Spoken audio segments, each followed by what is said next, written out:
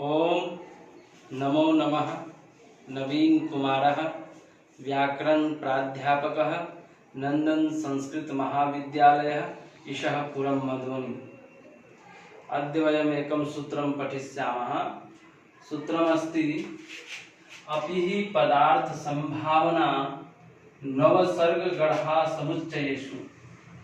कक्षा उपशास्त्री प्रथम व द्वितीय वर्ष के छात्रों के लिए है। तो देखेंगे, पदार्थ का अर्थ होता है पद का अर्थ, संभावना शक्ति के उत्कर्ष को प्रकट करने के लिए अत्युक्ति। पुनः अन्व व सर्ग इच्छानुसार कार्य करने की अनुमति देना। गढ़ा मतलब निंदा और समुच्चय का अर्थ हुआ संग्रह। अर्थों में अपि की प्रवचनीय संज्ञा होती है।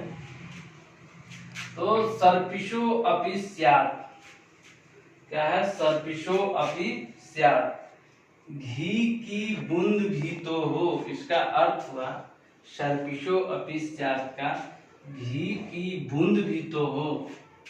पदार्थ का अभिप्राय है अप्रयुक्त पद के अर्थ को द्योतित करना।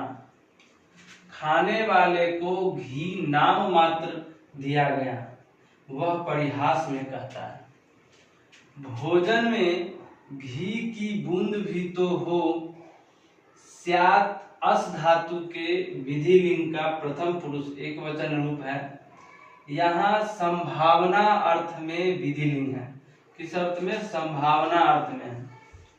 अपि की उपसर्ग संज्ञा न रहने से स्यात् के स को उपसर्ग प्रादुर्भ्याम 8-3-87 से श नहीं हुआ, मतलब कि दंत श को मूर्धन्य श नहीं हुआ।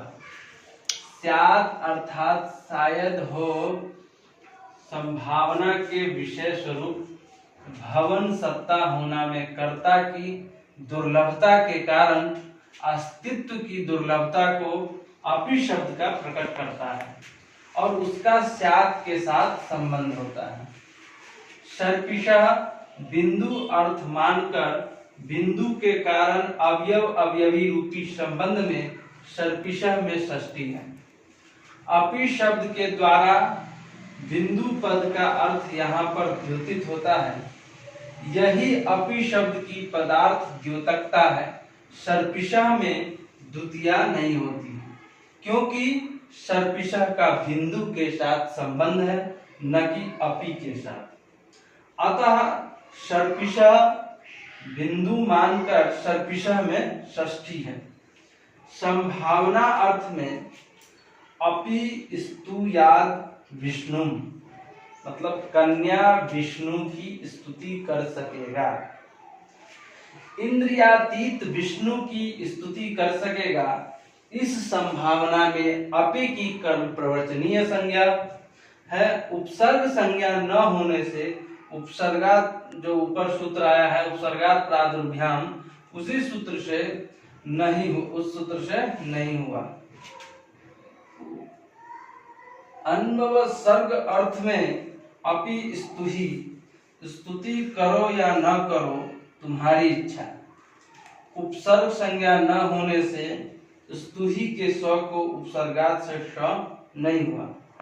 गढ़ा अर्थ में धिग देवदत्तम अपि स्तुयात् वृषणम। इसका अर्थ हुआ धिग देवदत्तम अपि स्तुयात् वृषणम। देवदत्त को धिकार है जो शूद्र की भी चापलूसी करता है। उपसर्ग संज्ञा न होने से पूर्वक स्तुयात् के स को श नहीं हुआ। और समुच्चय में अपि सिंच अपि स्तुहि, सींचो भी स्तुति भी करो। कर्म प्रवचनीय संज्ञा होने से श को श नहीं हुआ। तो हम इस सूत्र से हम एक एक पदार्थ का, संभावना का, अन्वय का, सर्ग का, गढ़ा का, समुच्चय, सभी के एक एक उदाहरणों को सिद्ध किया है।